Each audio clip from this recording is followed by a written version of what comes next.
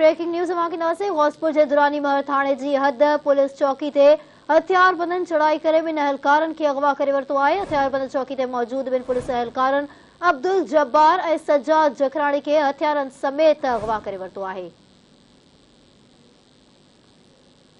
घोसपुर का इतलात पुलिस की वडी नफरी वाक़े वारे हंध रवानी थी वही है।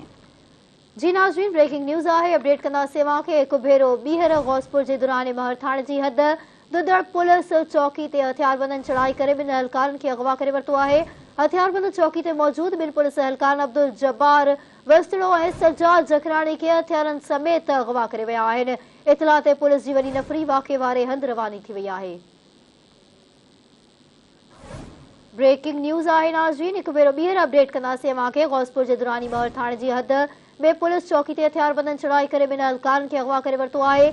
इन सां वधीक तफ़सील वठंदासीं। टेलीफोन लाइन ते मौजूद है गौसपुर मां धरती टीवी न्यूज़ रिपोर्टर अब्दुल समी बिजराणी। जी अब्दुल समी, छा अपडेट्स आहिनि अवां वटि इन हवाले सां?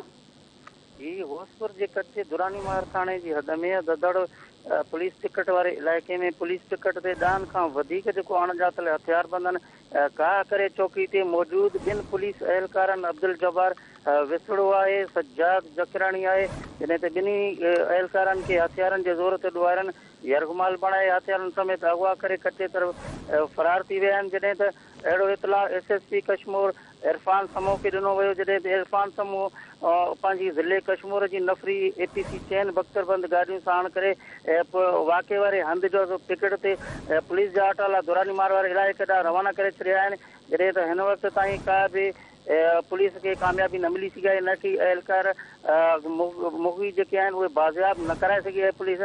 जॾहिं त हिन वक़्त ताईं का भी अहिड़ी मूवमेंट नज़र न पई अचे ऐं पुलिस जे ॿिन्ही एहलकारनि खे अॾोयारी यरगमाल बणाए अगवा करे ऐं कच्चे तरफ़ फरार थी वञण महिल फायरिंग कंदा जेको आहे आसानी सां फरार थी वञण में कामयाब थी विया आहिनि। जी अब्दुल समी, अवां जी वॾी महिरबानी तफ़सील बाबत अपडेट करण लाइ।